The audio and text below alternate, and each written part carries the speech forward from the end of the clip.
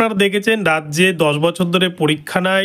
10 বছর পর যখন সুপ্রিম কোর্টের নির্দেশে 2016 সালের পুরো প্যানেলটাই অবৈধ বলে বাতিল করে দেয় মহামান্য সুপ্রিম কোর্ট এবং সময়সীমা বেঁধে দেয় স্কুল সার্ভিস কমিশন এবং রাজ্য সরকারকে, তার সুবাদেই রাজ্য সরকার এবং স্কুল সার্ভিস কমিশনের যৌথ প্রয়াসে এই যে নতুন যে স্কুল সার্ভিস কমিশনের সেকেন্ড এসএলএসটি যে এক্সাম হয়েছে 2025 সালে, সেই পরীক্ষা নিয়েই আপনারা দেখেছেন কন্টিনিউ কিন্তু ফ্রেশার্স ক্যান্ডিডেটরা লাগাতার আন্দোলন করেছেন। আর আন্দোলন করাটা সম্পূর্ণ যুক্তিযুক্ত, কেননা 10 বছর স্কুল সার্ভিস কমিশনের পরীক্ষা নেই। অপরপক্ষে ভ্যাকান্সি কিন্তু সেই হিসাবে বাড়েনি। আদতে ভ্যাকান্সি শুনতে লাগলেও অনেক সাবজেক্টেই কিন্তু ক্যাটাগরি ওয়াইজ যে ভ্যাকান্সি, সেখানে কিন্তু ভ্যাকান্সি অনেক ক্ষেত্রে দেখা যাচ্ছে জেনারেলের ভ্যাকান্সি কমে যাচ্ছে। তো সেই জায়গায় দাঁড়িয়ে ক্যান্ডিডেটরা বারংবার আন্দোলন করেছেন এবং তাদের আন্দোলনের জেরবার রাজ্য সরকারও চিন্তায় রয়েছেন, স্কুল সার্ভিস কমিশনও চিন্তায় রয়েছেন।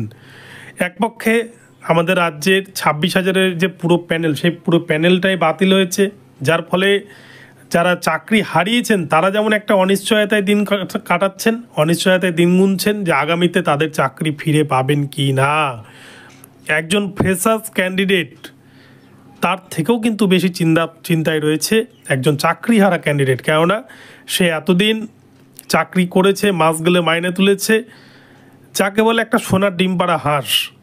সেই সোনার ডিম পাড়া হাঁস যদি কোনো কারণে হাত থেকে ছুটে যায় তাহলে তার বেঁচে থাকা কিন্তু মৃত্যুর সমান, কেননা এই বয়সে সে চাকরি পাওয়া আর পশ্চিমবঙ্গের যা পরিস্থিতি তাতে চাকরি জোগাড় করা ভীষণ টাফ একটা বিষয়। সেই জন্য এক্সপিরিয়েন্স 10 নম্বর দিতে চেয়েছে স্কুল সার্ভিস কমিশন বুদ্ধি করে।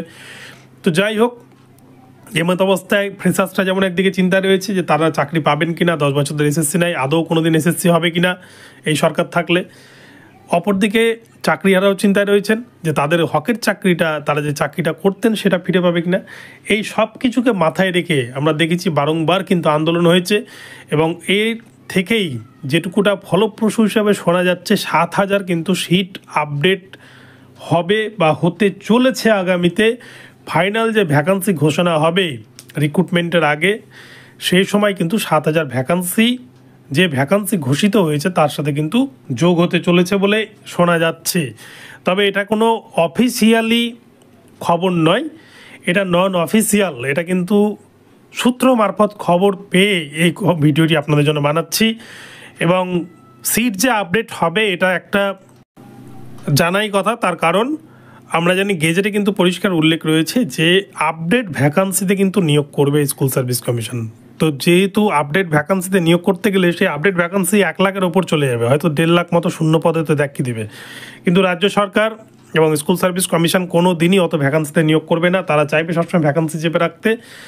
তো যাই হোক, 7,000 যদি ভ্যাকান্সি বাড়ে তবুও কিছুটা হলেও ফ্রেশার্সদের জন্য এবং চাকরিহারা ইন সার্ভিসদের জন্য একটা কিছুটা হলেও কিন্তু আশার আলো দেখবে।